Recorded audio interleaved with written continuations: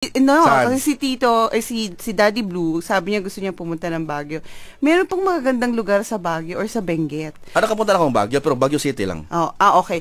Pag bumaba ka pa, meron pang lugar doon na, talaga, parang paradise siya. Hindi ko napuntahan ang tawag doon, yung mga dams, Binga Dam. Hindi ko napuntahan. Grabe doon, may mga, yung hanging bridge, tapos mag-fishing hindi ko na inabutan din yun. Hindi inabutan. Hanggang ngayon, nandun. So, ano yun sa... You should... Sa Binga? Oo, that's... Yun ang tawag doon, Binga Hydroelectric na. Yung sinabi ni Glee kanina na yung paradise daw sa kanya. It's a paradise talaga. Kasi... Hindi ko na inabutan yun. Maabutan mo yan ngayon. Kasi... Anyway, that's what we call... Sige. So, more fun. Mamaya, pagbalik namin, pag-usapan natin yung about Philippine tourism and about travel in general. Kasi meron tayong guest ngayon. She's also in the travel agency. Then we're waiting for the Assistant Secretary for Philippine Tourism who's on his way here. Babalik po kami.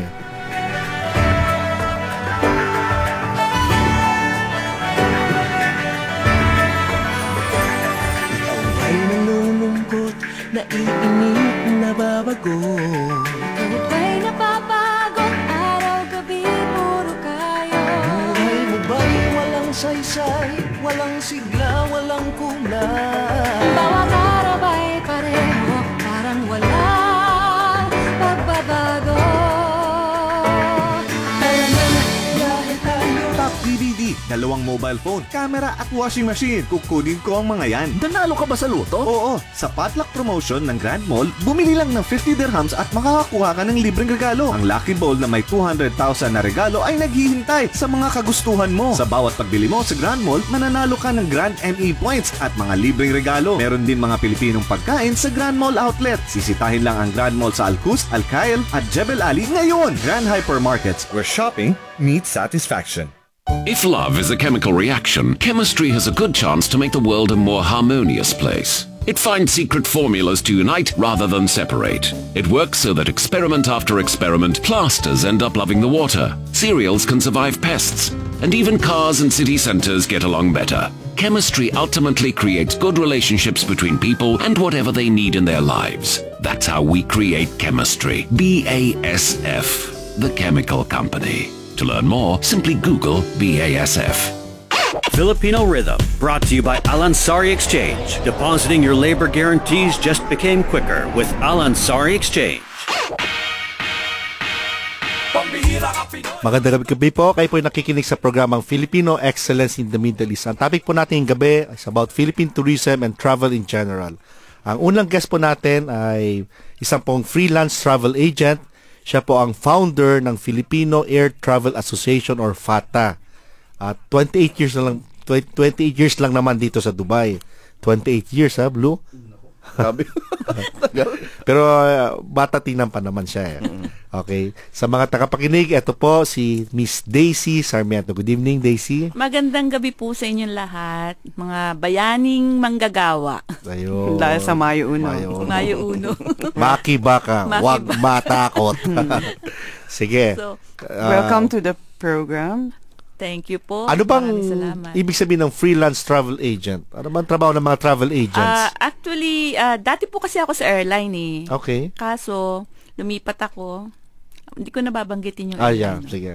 Unless may free ticket kayo kay Daddy Blue. Okay lang yan. Kasi, sa bagay, matagal naman ako nagtrabaho sa kanila. So, kilala ako sa market. So, yung isang agent, kasi wala nga akong trabaho, sabi niya ganun, dahil nagsara yung lumipat ako sa isang airline na akala ko'y matatag. Wala na pala. Pero buhay pa ba? Wala na siya. Hindi na siya lumilipat. Okay. Tapos, hindi nga matatag. Hindi nga matatag eh. Kasi masyadong mataas ang lipad. So, paano nabuo itong association? Lumipat ako yung association habang nasa airline ako, kasi binibisita ko lahat ng travel agent. Okay. So, nakikita ko yung mga manggagawang Pilipino na nahihirapan, nagtatrabaho sila para magbayad kasi merong silang hidden thing na ang airline at saka ang system ay nagcha-charge ng debit note. Okay. So, they have to pay for that pagka hindi sila tamang gumawa. Nagkamali sila sa quote, gano'n? Or sa charging? Hindi, kasi automatic na siya, di ba? Okay. Ang nangyayari, hindi nila, na-i-book nila, na-reserve nila, hindi nila na-cancel properly. So may charge, may penalty. Na ang GDS, sinasabing Global Data System, nagcha-charge sa airline. Ang airline charge yung travel Yung consultant. Alright. Pero before yung FATA nga, anong klaseng work mo sa airlines? Sa sales and marketing ako. Tapos ngayon, Pero focus, ang dati nung hinire ako ng isang airline na to, finocus ko lang Manila. Manila Yeah. outbound or what do you mean? In and out. So papunta doon or papunta dito from Manila yung Yeah. okay. So, pinalakas ko yung airline na yon sa Manila. Nakakuha ko ng mga grupo, yung close nilang account na nabawi ko, nagkuha sa amin yung ENOC, EFCO. Kami nagdala niyan dito. Big time. Tapos, Emirat. Okay, so ngayon, because of that, na-inspire kayo na Tapos, nakita ko yung mga Pilipino, sabi ko, nakakaawa mga Pilipino. Samantala ko, sarap na sarap sa trabaho, tapos nahihirapan. So sabi ko, alam nyo, ganitong gawin natin. Magtatayo ako ng association. Okay. Para matulungan, tapos, nagbibigay kasi kami ng training. Ang mga tapos nagtuturo din kami ngayon ng yung sa Filipino Air Travel. Ang pinaka-main objective talaga namin is to promote Philippine tourism. That's wonderful. Second thing, para para sa kanilang benepisyo naman ng mga members and officers ng PATA, para maturuan silang mag-ticketing. Okay. On proper, tsaka yung may manners. Yung iba naman magagaling na rin sila, kaya lang, dahil sa kadamihan ng trabaho, dahil kulang mga staff kailangan nila mag-hire. Actually, ang dami nangangailangan ng staff. So marami Anong opening ngayon. Anong klaseng staff? Ticketing. Mga kaya nga nagtuturo kami ng kaya lang ang tinuturo lang namin is Sabre. Anong difference niyan sa isang taong hindi na Marami kasing ng global data system. Ang ginagamit nila Amadeus, correct. Galileo, Oo. Sabre, tapos Okay. Worldspan. Wala Mozart. That's a program. Wala. So, paano maging member ng asosasyon niyo po? Meron kaming policy kasi pinagpi-fill up namin sila ng form. Tapos, syempre, membership fee kasi. Minsan di na nga kami mahigpit sa membership fee. Basta gusto lang nila may t-shirt at saka ID, binibigyan namin sila para maging member. Ganon. Tapos, pagka yung member na yun at kailangan namin ng isang representative, ma-attend sila dapat, a-attend sila. Minsan sila pa yung tinitrain namin, tapos sila naman magti-train. So train the trainer. Pass it on, So, ngayon, ito pong pagtitrain nyo ng ticketing, gaano kadalas ito at saka saan at magkano ang bayad, if you can mention that? Very reasonable ang price nito kasi ang nangyayari, sa loob ng isang taon, 2 training ang inaan namin. Gaano ba katagal po ito? Nag-start kami last year, tapos nag-graduate sila ng June 8. So, 3 months ba yung neto? Actually, 3 months, pero every Friday lang. From what time to what time po? Actually, pagka nasa conference room kami, from 8 to kasi wala kami makitang magandang venue. Yung venue na medyo reasonable Affordable, price, affordable ba? Puro mahihirap, ang mas mahal pa kaysa sa number ng estudyante.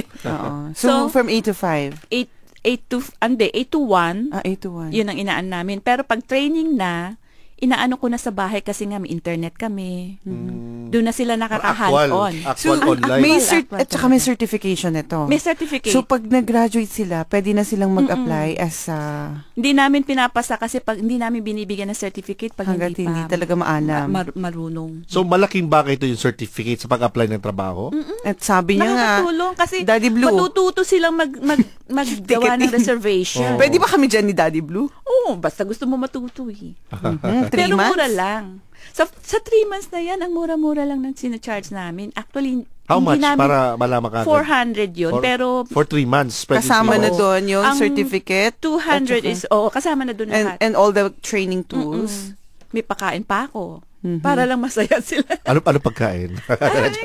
Kung sa bahay ginaganap, kasi siyempre masarap magluto to si Daisy. Nilulutuan ko sila para lang mag-enjoy sila sa matuto. Okay. Kaya lang yung iba nalalayuan sa bahay. Kasi kung sabi ko, kung makakakita ko ng pwesto yun ang inaano ko project ko ngayon makakita ko kahit maliit lang na good for 20 people para sa conference, parang doon ngayon ang aanihin namin. Okay. So ilan na mga batches or ilan na mga nakatapos? Naka-second batch ako pero yung second batch ay nung exam na natakot. Bakit? Kasi nagbakasyonan sila. Sabi, magbabakasyon na lang kami kasi ang concentration daw nila nasa bakasyon. So, by June, Natakot sa exam.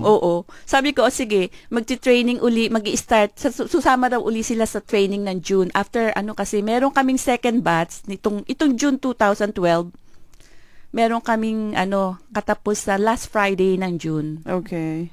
Mag-i-start kami uli. Miss Daisy, paano kung hindi sila pumasa doon sa exam? So, pwede silang mag-review uli? Take 2 yata. Take 2. Hindi, magaan lang sila iaano namin kung ano yung weakness nila. So doon i-concentrate. Kasi sa totoo lang, pag marunong ka na mag-booking, papasa ka na. Yun lang, ha? Kasi tuturo na lang namin yung mga hidden thing na careful ka dito, careful ka dyan. Mga hints para hindi sila magkaroon ng debit note. So, ibig sabihin, kasi like katulad namin ni Daddy Blue, wala kaming oras ng Friday, yun yung pinaka-busy, no? Or maraming coverages. So, nag-tutor ba kayo? Pwede ba to? Pag available ako, depende. Pero actually, Friday lang kasi sila available mga estudyante. Okay. Tsaka meron din ako isang trainer namin na talagang sa travel agent din siya. Marami naman po bang na-promote dahil sa kumuha sila ng yung ganito? Yung iba, kasi nasa na siya, yung iba yung mga estudyante namin ng first batch, Opo. na nagamit nila So kahit naman hindi ka yata, ticketing agent, Pwede ka. Sa personal then you can also use this.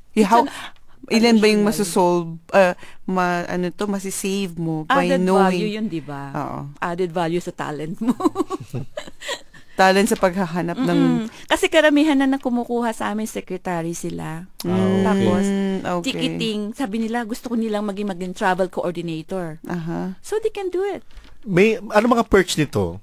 May, let's say, marami kang na-book, may libreng ticket ka, or may, or commission, or what? Actually, depende sa agreement nyo sa agent. Okay.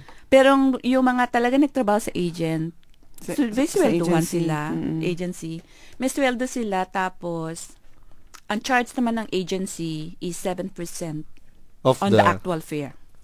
Halimbawa, ang fare ngayon, may lumabas, 1,500 one way to Manila. Oo. Ano yung bawa lang? Kasama na tax doon. So, mag-a-add pa sila ng 7% doon. Yung tatanggalin lang nila yung tax. Halimbawa, ang fare talaga, actual fare is 1,350. Imumultiply nila yun sa 7%, yun ang i-charge nila. Yun ang kita nila. Yun ang kita ng travel agent. Ng travel agent, yung travel house, yung ano. Pero, marami ba mga dito, Pilipino may mga travel agency? Or karamihan mga nag-work lang? Dati-dati, nung nag-join ako sa airline, mabibilang mo ang mga Pilipino na may travel agency. Oo, dinata lang halos ang meron, pero madalang pa siguro 1, 2, 3, 4, mga ganon. Mga staff na Filipino. Tapos wala sa frontline, puro mga... we're talking about Filipinos working as a staff. Hindi owner. Hindi. Okay. Pero meron na rin ba ngayon na meron? Ngayon dami na, may owner. Owner pa sila.